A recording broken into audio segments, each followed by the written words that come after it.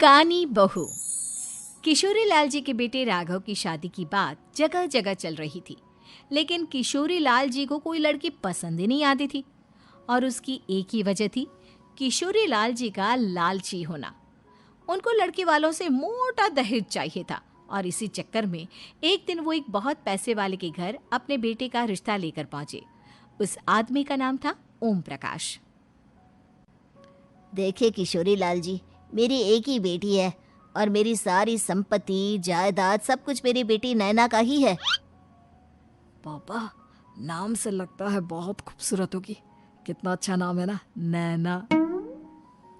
ओ, वैसे बात तो सही है आपकी। अब इतना पैसा है, जमीन जायदाद है, इकलौती बेटी, आप भी क्या करेंगे? सब कुछ उसे ही देंगे ना। बिल्कुल ठीक पहचाना आपने। बस बेटी की शादी और सारी जायदाद उसके नाम। पापा, बिना देखे हाँ कर दीजिए ना। इतना अच्छा रिश्ता फिर कहाँ मिलेगा? माला माल हो जाएंगे हम।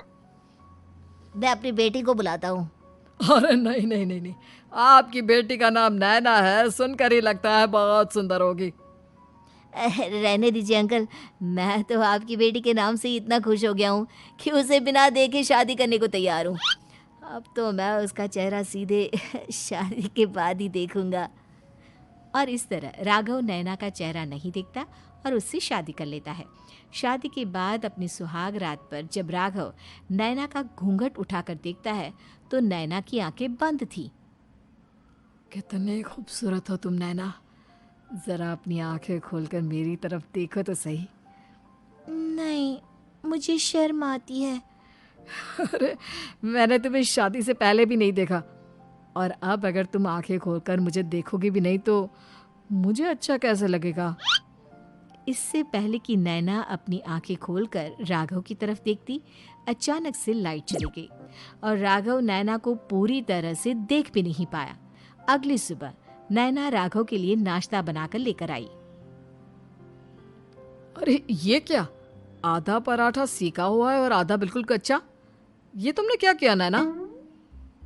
बहू, तुमने क्या आधा पराठा तवे से नीचे लटका कर रखा था, जो आधा सेका है और आधा कच्चा? मुझे जितना दिखेगा उतना ही तो सीखूंगी ना पापा जी।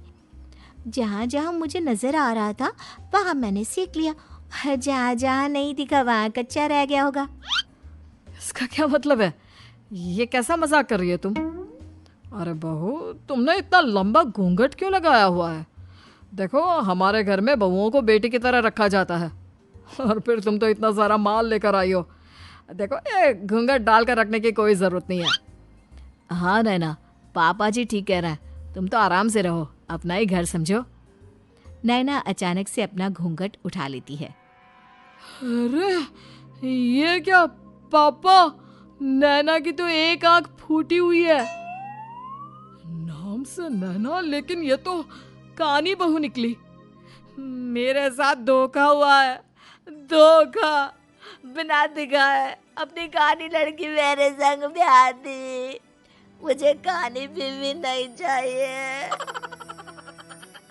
मुझे अभी ओम प्रकाश जी से बात करनी पड़ेगी।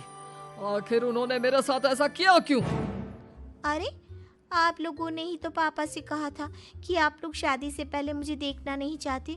अब मेरे पापा पर क्यों इल्जाम लगा रहे हैं? अरे लेकिन उन्हें बताना तो चाहिए था ना कि तुम कानी हो, एक आंख से तुम्हें दिखाई नहीं देता। किशोरी लाल और राघव नाराज होकर ओम प्रकाश को अपने घर बुलाते हैं। पापा जी, ये आपने क्या किया?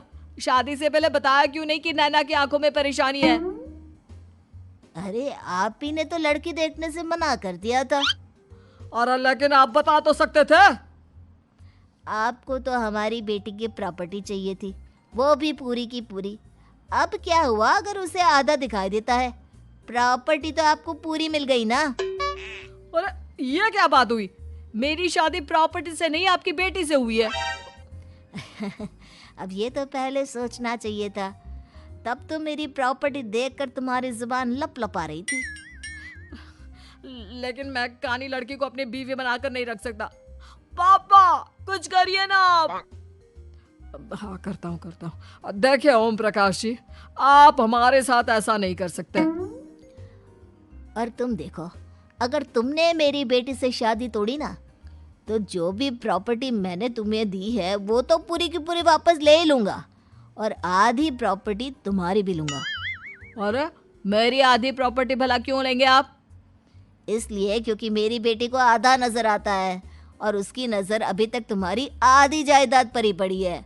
अब तुम उसे घर से निकालोगे तो कुछ तो लेकर जाएगी ना। और अगर हम आपकी बेटी को अपने घर की बहू बना कर रखे तो?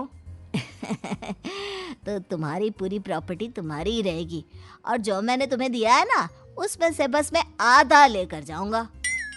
अरे लेकिन अब आप अपनी दी हुई प्रॉपर्टी में से आधी वापस क्यों लेकर जाएंगे? अगर मैं आपकी बेटी को अपनी पत्नी बनाकर रखने को तैयार हूं तो? इसलिए ताकि भविष्य में अगर तुम मेरी बेटी को धोखा दो तो उसके पास कुछ तो रहे जो पति का हो। वैसे मेरे पास तो बहुत कुछ है, लेकिन अपने पति की कोई निशानी तो उसके पास होनी चाहिए ना।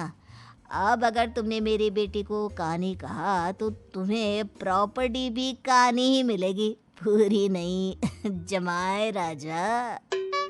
किशोरी लाल और राघव समझ चुके थे कि वो बुरी तरह फंस चुके हैं और अब उनके पास वहां से निकलने का कोई चारा नहीं है।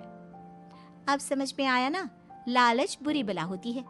एक तो तुम्हें प्रॉपर्टी मिली, ऊपर से बीवी मिली, उसमें तुम्हें नखरे भी दिखाने हैं। आए बड़े, चुपचाप बैठो दोनों। कुछ दिनों के बाद नैना राघव की कार लेकर बाजार घूमने निकलती है और जब कार लेकर वापस आती है, ये क्या? एक तरफ से मेरी गाड़ी पूरी खराब हो चुकी है। लगता है तुमने मेरी गाड़ी को किसी दूसरी गाड़ी के साथ एक्सीडेंट किया है। अरे अरे कितना बड़ा नुकसान कर दिया तुमने बहू। वो क्या है ना पापा जी, मुझे एक आंख से दिखाई नहीं दे रहा था, सामने से गाड़ी आ रही थी। मुझे तो सिर्फ आधा ही दिखाई दिया और वो गाड़ी मेरी कार से रगड़ते हुए निकल गई। अब मैं क्या करूं बताओ? आप इसे ठीक कराने के पैसे कौन देगा? तुम्हारे पापा? तुमने मुझसे इस तरह से बात की? अभी रुको। नैना राघव की शिकायत ओम प्रकाश को कर देती है। देखो राघव, अब जो मेरी आधी प्रॉपर्टी तुम्हारे पास थी ना, उसमें से आधी और मैं लेकर जाऊंगा, क्योंकि तुमने मेरी बेटी को डांटा। अरे नहीं नहीं पापा जी, गलती हो गई, माफ कर दो। गलती की तो कोई गुंजाइश ही नहीं। अगली बार मेरी बेटी को डांटा तो बची हुई आधी में से आधी और ले जाऊंगा। लालच के चक्कर में हम दोनों ने बहुत बड़ी गलती कर दी बेटा। एक तो तुम्हें कानी बहू मिली और ऊपर से जो माल मिला वो भी काना। इस तरह राघव की हर एक गलती पर ओम प्रकाश उसकी प्रॉपर्टी का आधा आधा हिस्सा लेकर अपना सारा माल वापस ले गया और राघव को कानी बीवी से काम चलाना पड़ा। भाई लालच वाकई में बुरी बला है।